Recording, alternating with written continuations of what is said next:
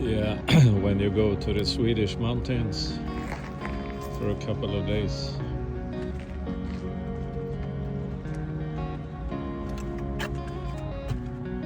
You need a jacket. And of course you need a little backpack, pillows, and then you need food, cool box.